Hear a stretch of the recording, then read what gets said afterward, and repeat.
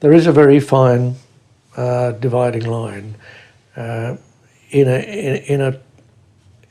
a multi-faith, multiracial, multi-ethnic community which bases itself on tolerance and liberal values, that says it is right to respect different communities and different ways of life. And then, so long as those freedoms do not impinge upon the rights of others, and that's the delicate balance to get. Now, if if a woman wants to wear a headscarf, it doesn't infringe my liberties in any way whatsoever.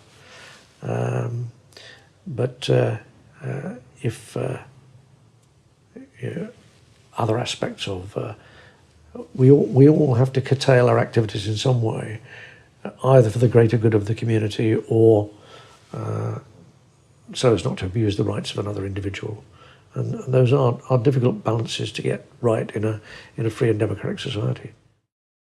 The issue was brought to my attention by the killing and then other killings that I became aware of in the UK. I was already involved in the European-wide campaign on domestic violence and violence against women generally. And some of my colleagues were looking at issues around FGM and forced marriages, and I thought that we should also be looking at crimes committed in the so-called name of honour, particularly because of my contacts with Turkish colleagues as well, and knowing that it wasn't just a few communities here in the UK, there was a widespread issue in Europe. And a colleague of mine, a Labour MP, Anne Cryer, several years ago had done a report, a similar report on this issue. She represents a constituency in the north of England, which has a large Pakistani community. She produced a very good report, and I talked to some of my colleagues in the Council of Europe, and we thought it was time to revise that report, bring it up to date. And I think we now have a whole series of reports on gender-based violence, and we've had a very successful campaign on awareness in domestic violence, that we need to take the European Convention further forward, and we need to get agreement among all 47 countries in Europe on a way forward and on a systematic plan to tackle this. Well, I think the UK has enacted a number of changes in the law on gender-based violence, particularly on domestic violence.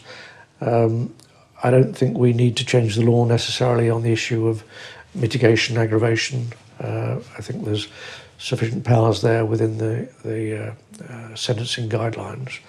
So I think the UK generally has made a lot of strides forward, more particularly with the Forced Marriages Act. We had a long debate here as to whether that should invoke the criminal law or the civil law.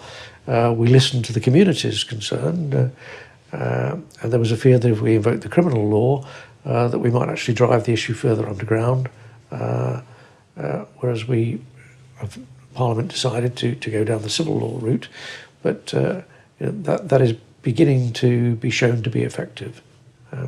So I think, yes, I think what we need to do here is raise the awareness. So it's working with teachers, social workers, police, and the judiciary, but also working with community leaders and communities.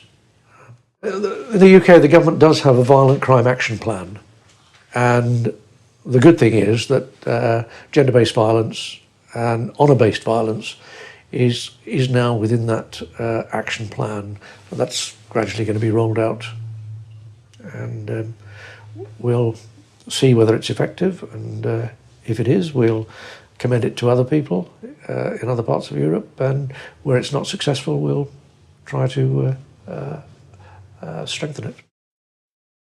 Well, we have areas of resistance in the UK amongst all communities, including the majority community, who don't believe it's the responsibility of teachers to teach reproductive health to their pupils. I think the state does have a responsibility in this respect, and I think that very often those who object to it are those who are inadequate themselves in trying to convey factual information. But I think we've had the emphasis on sex education wrong in this country, and we've talked too much about the physical aspects of reproduction, and we've not talked enough about relationships, about respect. And we do have it on the curriculum in the UK as sex and relationships education. My view is it should be relationships and sex education, and let's get the relationships right first. And I think there is no age too early to start teaching young people respect for themselves, respect for their fellow pupils, and I think if you can engender a culture which is of respect, then you get the sex education right afterwards. Well, I think one of the things that makes it very difficult is that if you actually look at the figures, which suggest that 1 in 4 women have been the victims of violent abuse at the hands of a male, if you look in any council chamber or in the House of Commons, amongst those 650 people, 400 of whom are men, there must be quite a lot of men there who've abused a woman at some stage in their lives. So there is no community which is free of that, and I think we just need more honesty and more openness. The press could be a key player in the campaign of awareness raising and education. Sadly, too much of the British press is concerned only with sensationalism. So, it's news when something horrendous happens. They'll report it, they'll condemn it, they'll criticise it, but there won't be any coverage to plans of campaigns to empower or enlighten people or train the police or social workers. I'm afraid it's the nature of much of the press.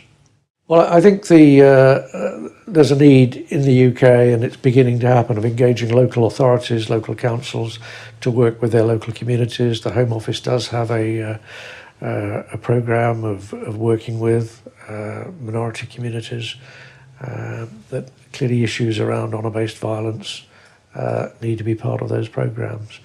And I think we as individual politicians have a responsibility.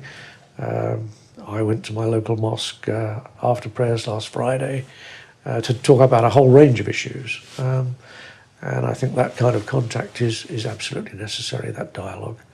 And we need to do far more of it. And if we can get community leaders to speak out, I was talking to the former Speaker of the Pakistan Parliament a couple of years ago, and he'd actually visited one of my colleagues' constituencies where she was being criticised by some of the local community leaders because of her stand on forced marriages. And the interesting thing is that the Speaker of the Pakistani Parliament said to the Pakistani community there, this lady understands Islam better than you do.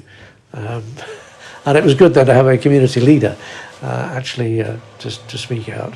And so I think we do need to engage in that way.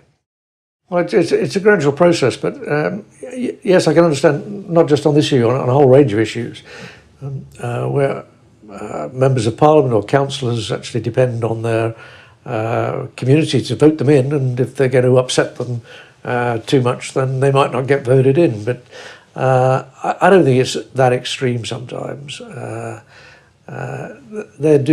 are one or two issues somewhere where a stance on a woman's right to choose an abortion could be very damaging to, in particular areas, to a parliamentarian's chances of success. But I think by and large, communities at the end of the day respect people who engage with them, and I have a lot of differing views from many of the communities in my area on a whole range of issues, from whether it's Kashmir or whatever, and it upsets some people sometimes. But I think politicians have got to be honest at the end of the day and engage, and where they see something which they think is wrong, they speak out, and I think those who do are respected at the end of the day.